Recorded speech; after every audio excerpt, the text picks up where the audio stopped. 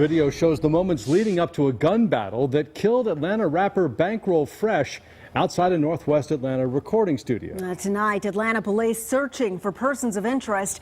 Fox 5's Nathalie Pozo live at Atlanta Police Headquarters. And Nathalie, police now say this may have been a case of self-defense.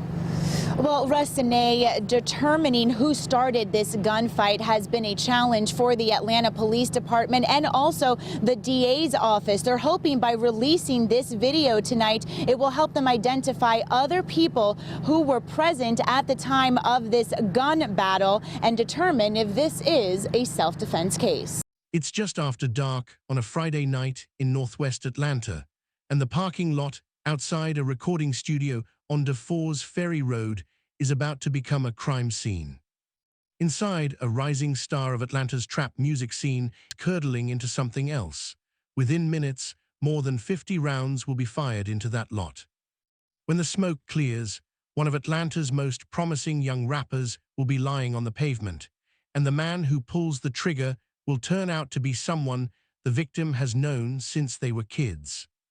No one will go to prison for what happens next, not because the case goes cold, but because, after 2 years of digging through ballistics, surveillance footage, and conflicting witness statements, investigators will conclude something far stranger than a simple murder, that this might have been self-defense and that the victim himself might have fired first.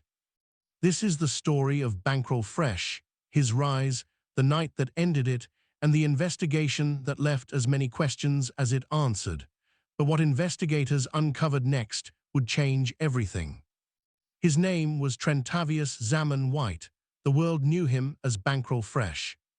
On March 4, 2016, the 28-year-old Atlanta rapper was shot and killed in the parking lot of Street Execs Studios, a recording space tucked into a quiet industrial stretch of Northwest Atlanta.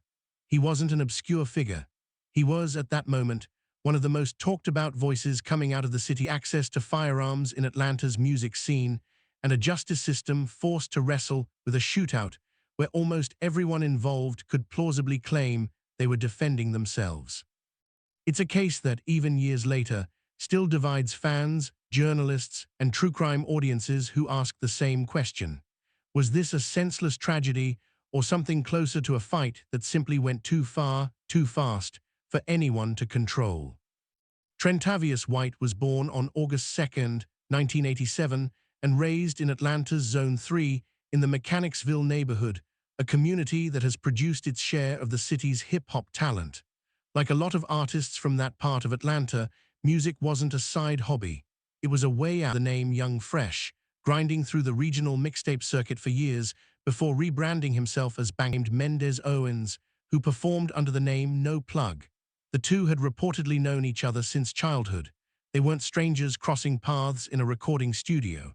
They were two young men from the same neighborhood. Investigators and journalists would later piece together was a relationship that had, by early 2016, become strained, though the precise cause of that strain has never been officially confirmed.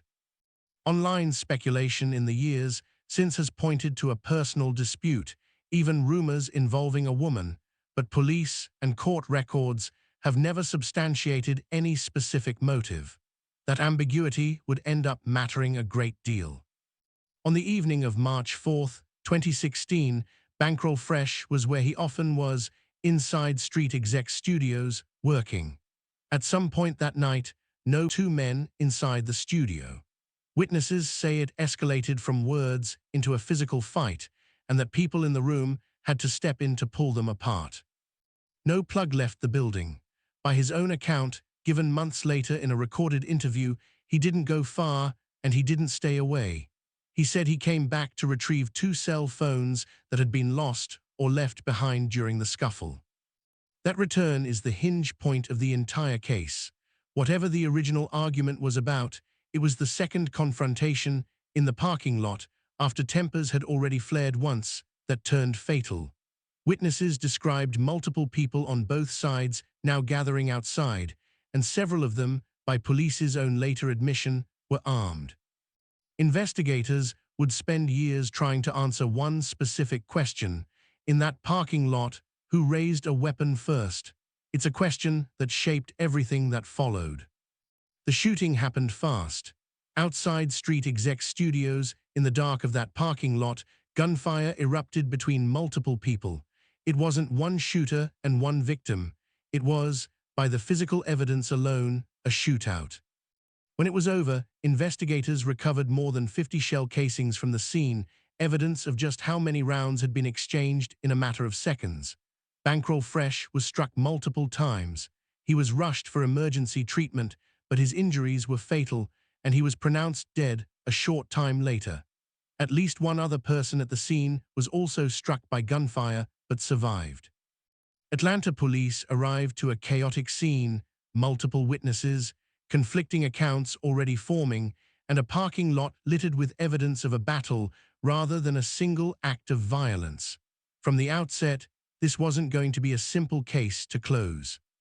Atlanta Police Department detectives faced a daunting task. This wasn't a single shooter and a single victim with a clean narrative. It was, by their own later admission, a scene where it seemed almost everyone present might have fired a weapon. Detectives collected ballistic evidence from the more than 50 recovered casings, surveillance footage from cameras around the studio, and statements from the numerous witnesses who'd been present. But those witness accounts didn't line up neatly. Some were reluctant to cooperate at all, not unusual in cases tied to street and music industry circles, where cooperating with police can carry its own risks and stigma. In February of 2017, nearly a year after the shooting, police made a significant move. They released portions of the surveillance footage to the public. The video showed the confrontation spilling out of the studio and into the lot, multiple people visibly carrying firearms, and critically showed Bankroll Fresh himself holding a rifle in the moments before the gunfire began. Investigators withheld the most graphic portions of the footage, but what they released was enough to reshape the public's understanding of the case. This wasn't being framed as an ambush. It was being framed as a gun battle, with Bankroll Fresh himself armed and potentially firing first. That detail, who fired first, became the fulcrum on which the entire legal outcome would turn. Because under Georgia law, if Bankroll Fresh raised his weapon and fired before anyone else, then whoever returned fire in that lot would have a credible self-defense claim, no matter how the night had started. Months after the shooting, No Plug gave an extended, on-camera interview detailing his version of events. He described the fight inside the studio, his decision to leave, his return for the phones, and a moment outside where he claimed Bankroll Fresh came toward his vehicle armed and fired. He said he and the people he was with returned fire to protect themselves. He said he later went to his attorney and to the homicide division on his own, and that he was never charged with a crime. It's important to be precise here. This was his account. It was not, on its own, an independently verified fact, and the documentary record makes clear that police treated it as one piece of evidence among several, not as the final word. For 2 years, the case remained technically open, classified as an unsolved homicide. Atlanta police were candid about why. With so many people potentially armed and firing, and with self-defense a live possibility, prosecutors needed evidence that could identify a primary aggressor beyond a reasonable doubt before any charges could be brought. That evidentiary bar was never cleared. In 2018, Atlanta police formally closed the investigation. A department spokesperson stated plainly that their investigation had determined Bankroll Fresh was shot in self-defense.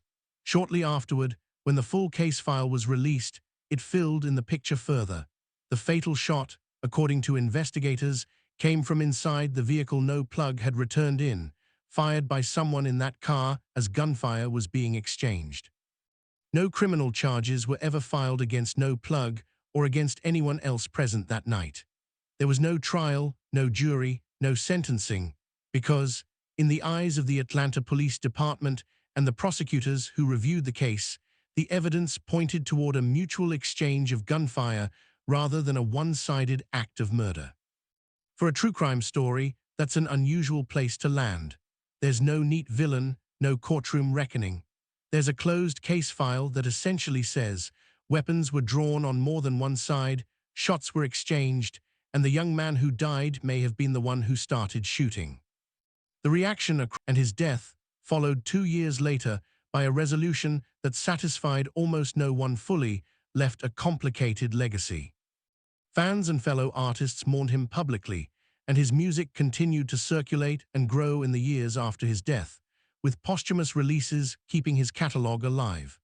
At the same time, the case became a recurring subject in interviews, podcasts, and documentaries, trying to make sense of how a friendship between two men who'd known each other since childhood ended in a parking lot shootout.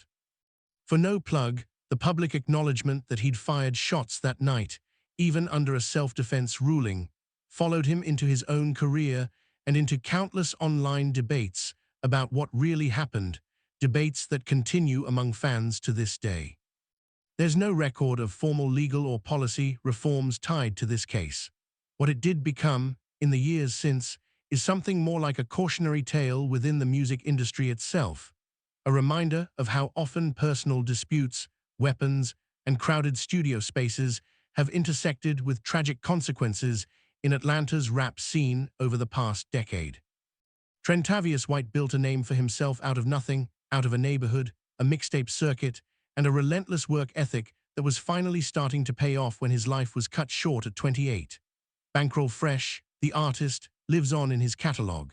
The man behind it became, instead, a case file, one that the system ultimately closed not with a conviction, but with a conclusion that the truth was murkier and more mutual than a simple murder.